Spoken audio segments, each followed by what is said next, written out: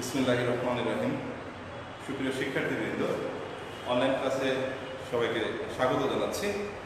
আমি মনোবিজ্ঞান প্রথম পত্রের অষ্টম অধ্যায়ের পরিসংখ্যান নিয়ে বিগত কয়েকদিন যাবত ক্লাস নিচ্ছি। আজকে প্রথম পত্রের পরিসংখ্যানের আজকে লাস্ট ক্লাসটা নিব পরিসংখ্যানের। সেটা দেখাবো যে কিভাবে একই টেবিল থেকে গড়, মধ্যমা ও প্রচুরক নির্ণয় করা যায়। তো শিক্ষার্থীবৃন্দ, চলো আমরা পড়ে যাই।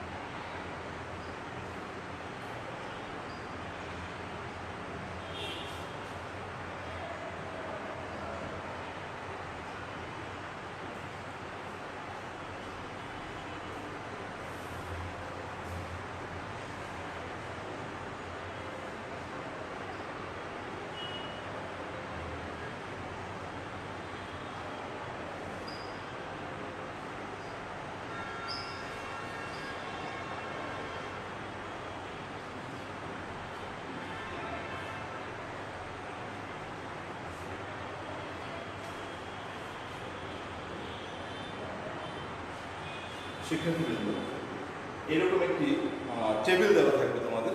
সেই টেবিল থেকে আমাদের একই টেবিল থেকে আমরা গড়, মধ্যমা ও প্রচুরক নির্ণয় করবো। সেক্ষেত্রে যদি এরকম টেবিল দেওয়া থাকে, সেই টেবিলটাকে প্রথমে আমাদের খাতায় তুলতে হবে।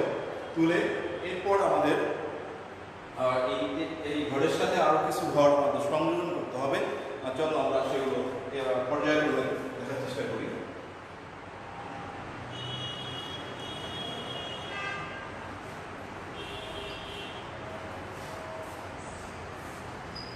প্রথমে আমাদের যে ঘরটার দরকার সেটা হচ্ছে মধ্যবিন্দু।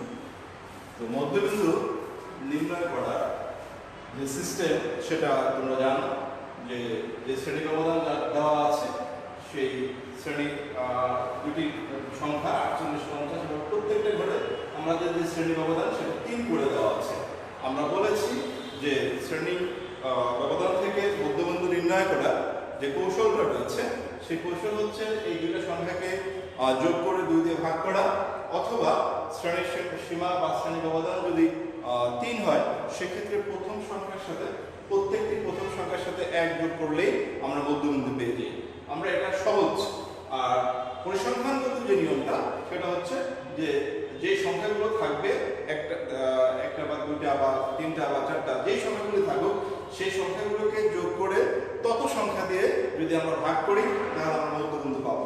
এখানে যেহেতু দুটো সংখ্যা, আমাদের 2 দিয়ে ভাগ করতে হবে।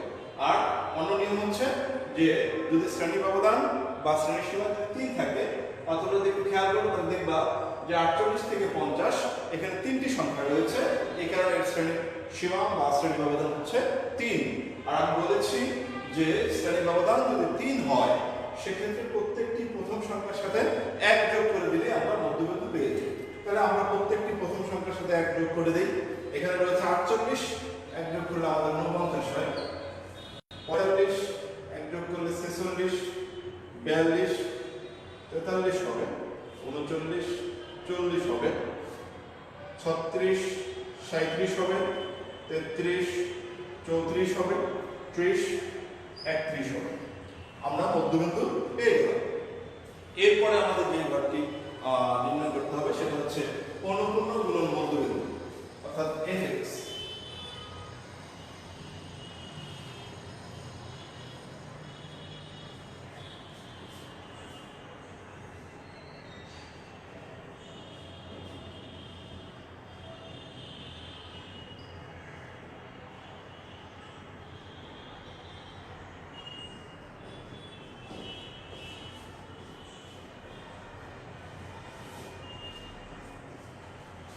শিক্ষার্থীবৃন্দ, আমরা আমরা এখানে এই ঘরে বলা আছে আমাদেরকে অনুপূর্ণের সাথে মধ্যবিন্দু গুণন করতে মানে এফ এক্স, তার মানে হচ্ছে এফ এর সাথে এক্স এর গুণন।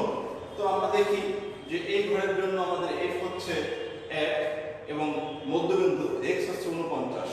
49 কে যদি আমরা 1 দিয়ে যদি গুণ করি তাহলে 49ই হয়। আমরা 46 কে 3 দিয়ে গুণ করব, 138 হবে। 43 কে যদি আমরা 5 দিয়ে গুণ করি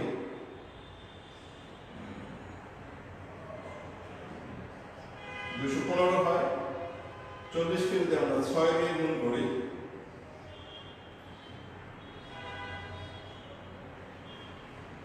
240 হবে।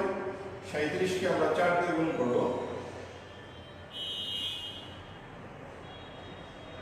148 হবে। 34 কে যদি আমরা 2 দিয়ে গুণ করি 68 হবে। 31 কে 1 দিয়ে গুণ করলে 31 হবে। যাই হোক, এরপরে আমাদের যে ঘরটা নির্ণয় করতে হবে সেটা হচ্ছে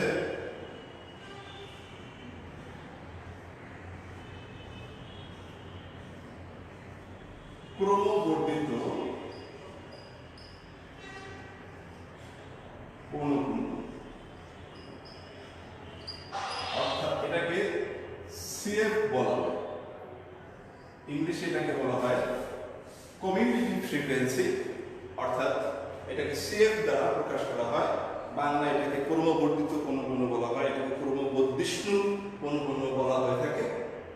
ক্রমবর্ধিত অনুপূর্ণ নির্ণয় করার ক্ষেত্রে আমাদের যে বিষয়টি, এটা খুবই সহজ একটা বিষয়, কিন্তু আসলে আমরা এটা ভুলে যাই অনেক ক্ষেত্রে।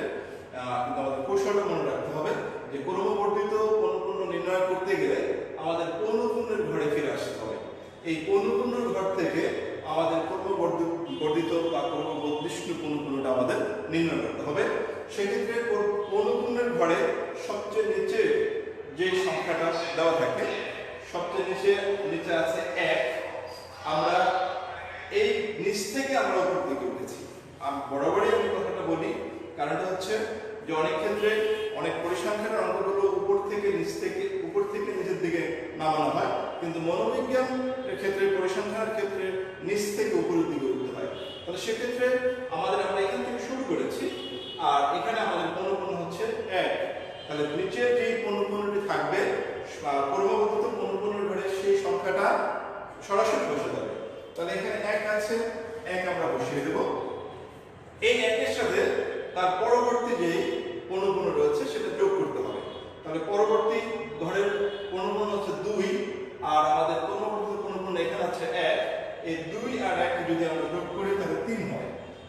এই 3 এর সাথে আবার পরবর্তী যে অনুপূর্ণ রয়েছে সেটা আমরা যোগ করব। 4 এবং 3 7 হয়। 7 এর সাথে পরবর্তী অনুপূর্ণ 6 আছে, 7 আর 6 13 হয়।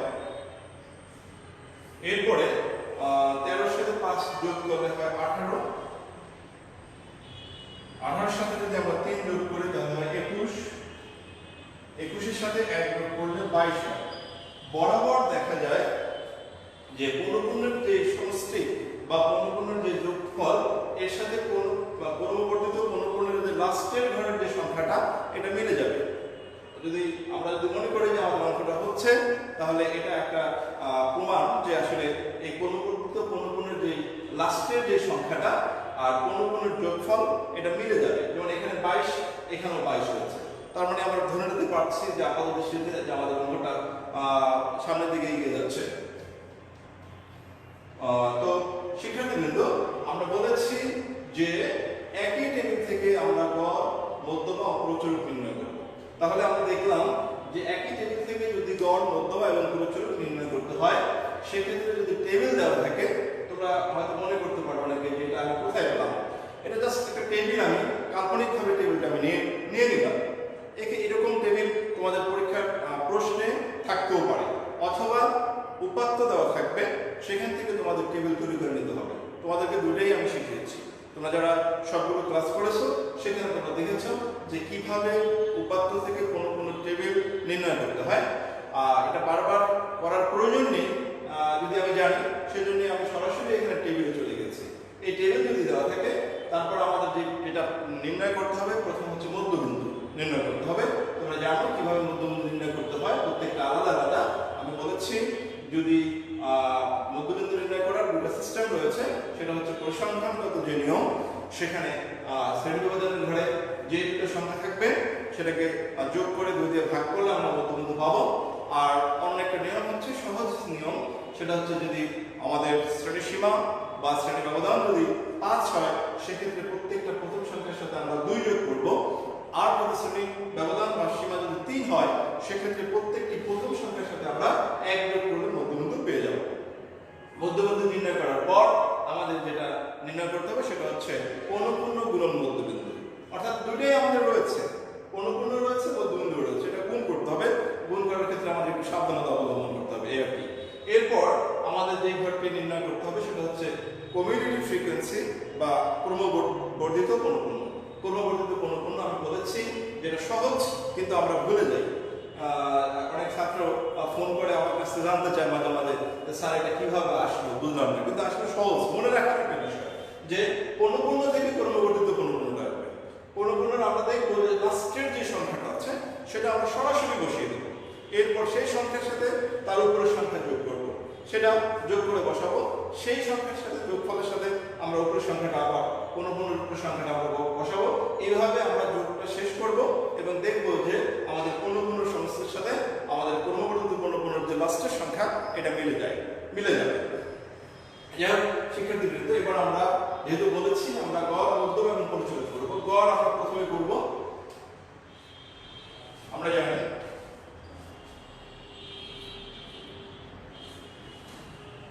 আমরা গড় নির্ণয় করা, গড়কে x বার দ্বারা প্রকাশ করা হয়। এটা সূত্র হচ্ছে summation fx by n, summation fx by n।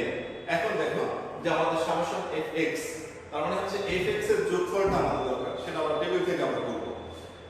Summation fx আমরা দেখব যে টেবিলে fx এর ঘর কোনটা, সেই ঘরে গিয়ে আমরা সংখ্যাগুলোকে যোগ করব। তো শিক্ষার্থীবৃন্দ চলো আমরা যোগ করি। আমাদের প্রথম রয়েছে আমাদের fx এর ঘর হচ্ছে এটা, এইখানে যে সংখ্যাগুলো রয়েছে এটা আমরা যোগ করব। এখানে রয়েছে 49, রয়েছে 138, রয়েছে 215, 240, 148, 68, 31 যোগ করলে আমাদের 889 হয়।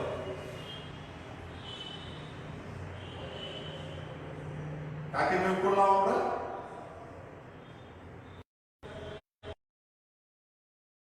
যা থাকবে আছে fx, তার পিছনে আমরা সামেশন বসিয়ে দেব, তাহলে আমরা হয়ে যাবে। অনেকের প্রশ্ন থাকে যে এখানে কিভাবে আমরা কি বসাবো, এখানে আমরা কি বসাবো। সরাসরি উত্তর হচ্ছে যা আছে fx। তাহলে fx এর পিছনে আমরা কি করেছি, আমরা যোগ করেছি, আমরা সামেশন বসিয়ে দেব। এখানে যাই থাকে fx y z যাই থাকে সে তার পিছনে যেহেতু আমরা যোগ করেছি আমরা সামেশন বসিয়ে দেব। আছে আমাদের fx, আমরা তার পিছনে fx এর পিছনে আমরা সামেশন বসিয়ে দিয়েছি, অর্থাৎ আমরা এটা যোগ করেছি। তাহলে আমাদের যে দরকার ছিল আমরা সামেশন fx এর মানটা আমরা টেবিল থেকে পেয়ে গেছি 889, এবং n এর মান সেটা আমাদের টেবিলে আছে, n এর মান 22। 889 কে যদি আমরা 22 দিয়ে ভাগ করি তাহলে 40.409। প্রিয় শিক্ষার্থী, এখানে তোমাদের একটু বোঝার বিষয় আছে। দশমিকের পরে সাধারণত 2 ঘর নিতে হয়, এখানে আমরা 3 ঘর নিচ্ছি, আমরা এরপরে 2 ঘরে নিব 40.41। আমরা এখানে কেন 1 নিতে দিলাম? এখানে যে নিয়ম রয়েছে অঙ্কে বা পরিসংখ্যানে যে দশমিকের পরে 3 নম্বর সংখ্যা যদি 4 এর বেশি হয়, বইতে যদিও লেখা আছে 5 এর বেশি, আসলে 5 এর বেশি না, 5 থাকলেই পূর্ববর্তী সংখ্যার সাথে 1 যোগ করতে হয়। এজন্য আমি বলবো যে দশমিকের পরে যদি 3 নম্বর সংখ্যা 1 2 3, এই 3 নম্বর সংখ্যাটা যদি 4 এর বেশি হয় তাহলে পূর্ববর্তী সংখ্যার ক্ষেত্রে 1 যোগ করতে হবে। যদি আমরা দশমিকের পরে দুইটা সংখ্যা রাখতে চাই, আমরা দুটো সংখ্যা রাখতে চাই তাহলে শূন্যের সাথে 1 যোগ করলে আমাদের একই হয়। আমরা 40.41 পেয়েছি, এটা আমাদের নির্ণয় গড়।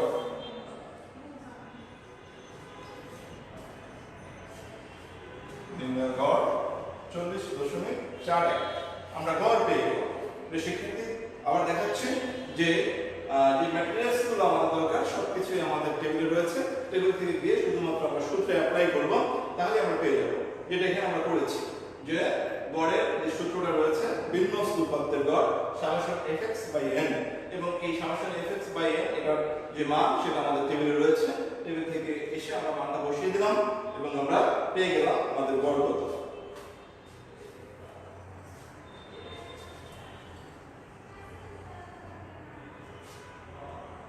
এক্ষেত্রে আমাদের গড়ের মানটা একটু রেখে দিতে হবে আমার।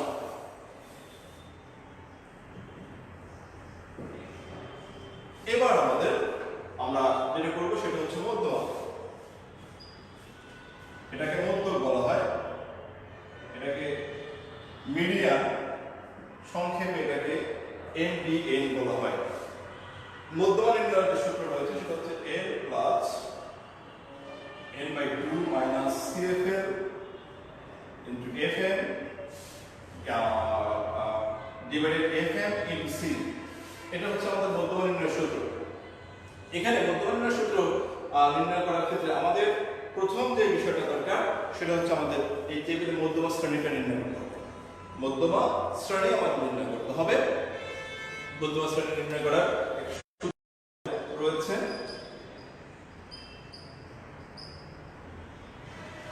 মধ্যমা নির্ণয় করার এই সূত্র সেটা হচ্ছে আমি গত ক্লাসে তোমাদেরকে বলেছিলাম, তোমাদেরকে লিখে রাখতে বলেছিলাম। সেটা হচ্ছে n কে 2 দিয়ে ভাগ করলে যে মানটি পাওয়া যায় তা পূর্ববর্ধিত কোন পণ্যের যে সংখ্যার মধ্যে পড়ে সেই শ্রেণীটা হচ্ছে মধ্যমা শ্রেণী। আমরা দেখি n কে 2 দ্বারা ভাগ করলে যে সংখ্যাটি পাওয়া যায় বা যে মান পাওয়া যায়, আমরা দেখলাম এখানে 11 পাওয়া যায়।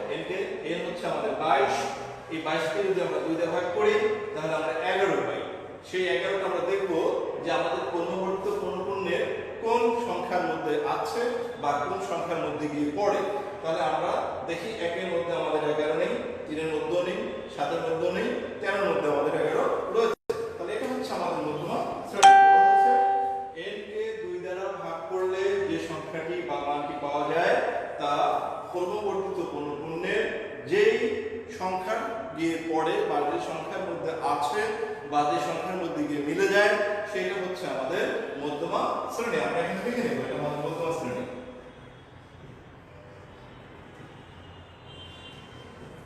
মধ্যমা শ্রেণী আমরা পেয়ে গেলাম।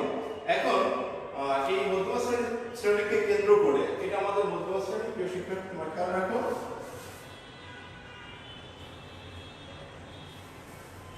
এটাকে কেন্দ্র করে আমাদের মধ্যমা নির্ণয় করতে হবে। তাহলে বলা হচ্ছে n হচ্ছে মধ্যমা শ্রেণীর প্রকৃত শ্রেণী ব্যবধানের প্রকৃত বিন্দু সীমা। এটা গত ক্লাসে আমি দেখিয়েছি কিভাবে নির্ণয় করতে হয়। এটা হচ্ছে মধ্যমা শ্রেণীর শ্রেণী ব্যবধানের প্রকৃত বিন্দু সীমা। শিক্ষার্থীবৃন্দ তোমরা যারা লাইনে আছো তোমাদেরকে আবার বলছি যে মধ্যমা নির্ণয় করতে গেলে আমাদের মধ্যমা শ্রেণীটা নির্ণয় করা আগে জরুরি, এবং এই মধ্যমা শ্রেণীকে কেন্দ্র করেই আমরা মধ্যমা কিভাবে নির্ণয় করব সেদিকে এগিয়ে যাব। তাহলে এর প্রথম আমাদের নির্ণয় করতে হবে এটা হচ্ছে মধ্যমা শ্রেণীর শ্রেণী ব্যবধানের প্রকৃত নিম্ন সীমা। মধ্যমা শ্রেণীর শ্রেণী ব্যবধানটা এখানে রয়েছে 39 থেকে 41। তাহলে এটা নিম্ন সীমা মানে হচ্ছে নিচেরটা হচ্ছে 39, কিন্তু বলেছে প্রকৃত নিম্ন সীমা, অর্থাৎ তার নিচে যেতে হবে।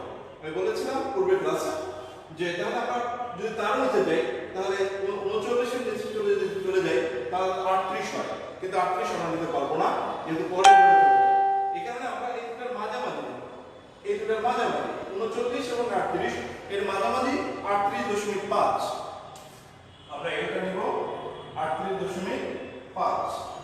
এরপর n/2 এর মান আমাদের আছে জানা আছে 11। CF হচ্ছে মধ্যমা শ্রেণীর নিচের শ্রেণী বা পূর্বের শ্রেণী। নিচের শ্রেণী বলা যাবে না, পূর্বের শ্রেণী বলতে হবে, কারণ আমরা নিচ থেকে উপরের দিকে উঠেছি। এইটা পূর্বের শ্রেণী হচ্ছে এটা, এই শ্রেণীর পূর্বের শ্রেণী হচ্ছে এটা, এই শ্রেণীর পূর্বের শ্রেণী হচ্ছে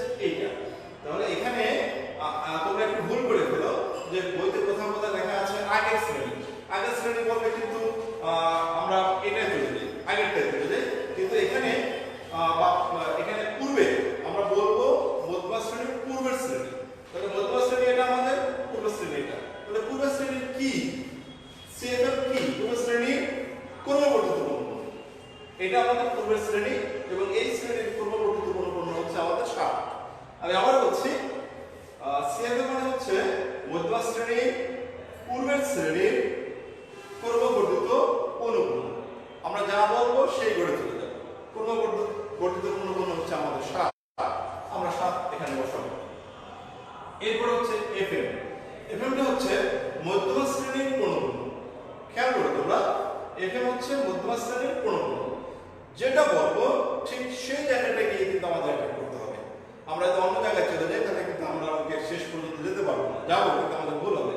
তো আমরা কি করবো, বলা হয়েছে এফএম মানে হচ্ছে মধ্যমা শ্রেণীর পূর্ণ। মধ্যমা শ্রেণীর পূর্ণের ঘরে আমরা চলে যাবো।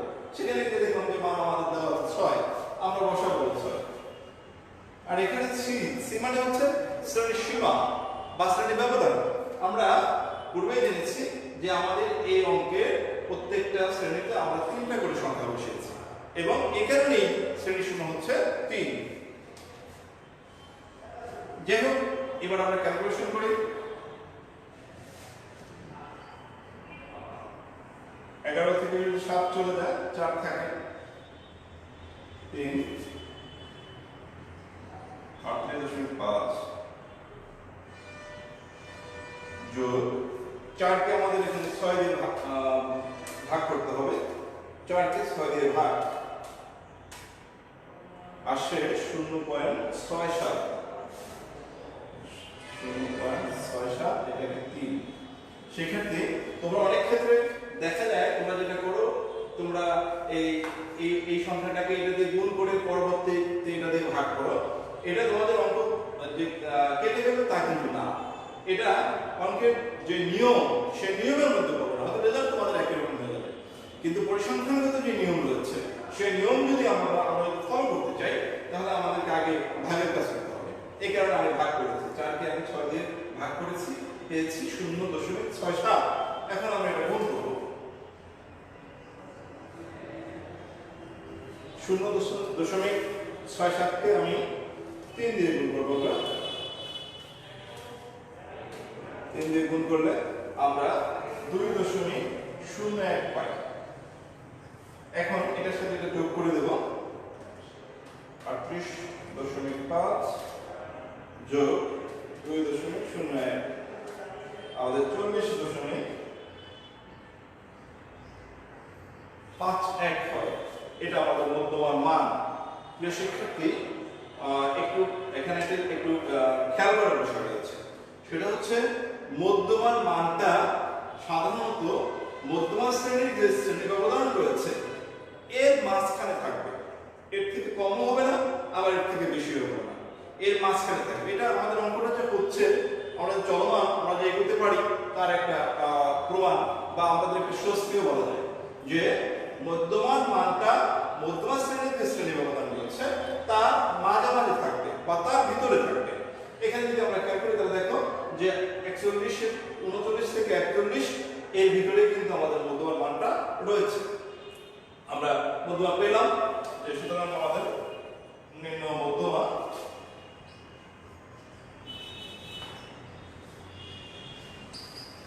40.51।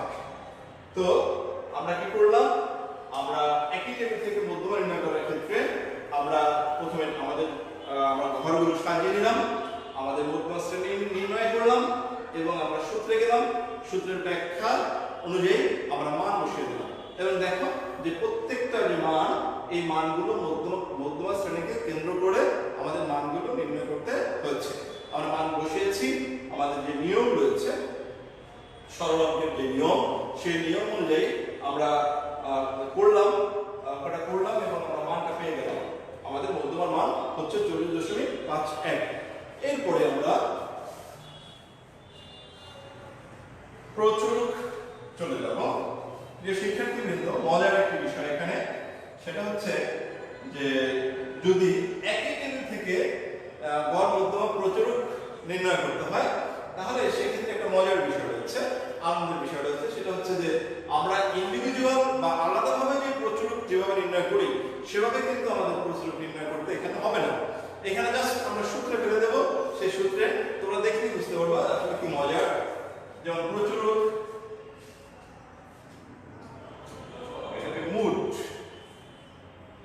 মোট বলে, এটার সূত্র হচ্ছে 3 গুণন মধ্যমা মাইনাস 2 গুণন গড়।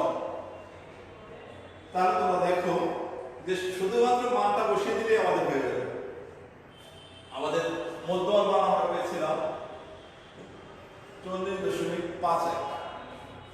যাই হোক, কিন্তু যখন আমরা ইন্ডিভিজুয়াল বা আলাদা প্রচুরক আমরা নির্ণয় করেছি সেখানে দেখা গেছে আমাদের সেই টেবিলে গিয়ে মধ্যমার মতো প্রত্যেকটা মান বসাতে হয়েছে, সূত্র বসাইতে হয়েছে, সেই সূত্রে আবার মান নির্ণয় করতে হয়েছে, সেই মান নির্ণয় করে মান বসাতে হয়েছে, তারপরে যোগ বিয়োগ করতে হয়েছে, ভাগ করতে হয়েছে, তারপর আমরা মান পেয়েছি।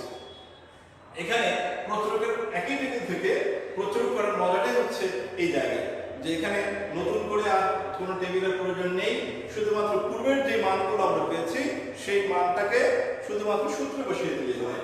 দেখো যেটা 3 গুণন মধ্যমা মাইনাস 2 গুণন গড়, দুইটা আমাদের 3 তো 3, মধ্যমার মান আমরা জানি, গড়ের মান আমরা জানি, জাস্ট শুধুমাত্র মানটা আমরা বসিয়ে দেব।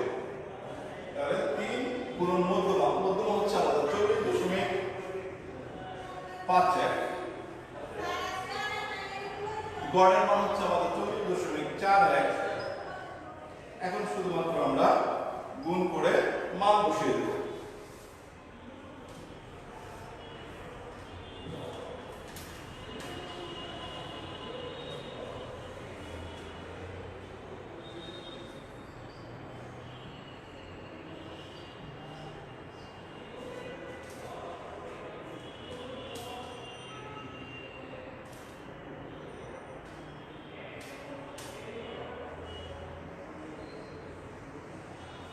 তো শিক্ষার্থী দেখো আমরা কি করেছি, মধ্যমার জায়গায় মধ্যমার মানটা বসিয়েছি, গড়ের জায়গায় গড়ের মানটা বসিয়েছি। এরপরে এটা 40.5 কে আমরা 3 দিয়ে গুণ করেছি, আমাদের রেজাল্ট এসেছে 5.3। এরপরে আমরা মাইনাসটা মাইনাস লিখেছি, 40.41 কে আমরা 2 দিয়ে গুণ করেছি, সেখানে আমাদের মান আসছে 80.82। শিক্ষার্থীবৃন্দ, তোমরা এখানে একটা বিষয় খেয়াল রাখবা, দশমিকের পরের সংখ্যাগুলোকে ভেঙে ভেঙে বলতে হয়, ভেঙে একসাথে না। দশমিকের পরের সংখ্যাগুলোকে অনেক ক্ষেত্রে আমি এরকম দেখেছি মাস্টার্স পড়ে তারাও দেখি সংখ্যাগুলোকে একত্রে বলে। আসলে সেটা হচ্ছে যে দশমিকের পরের যে সংখ্যাগুলো থাকবে সেটা একের অধিক যতগুলোই থাকে সেগুলোকে আমরা ভেঙে ভেঙে বলবো। যেমন এখানে 80.82, পরবর্তী যদি কোনো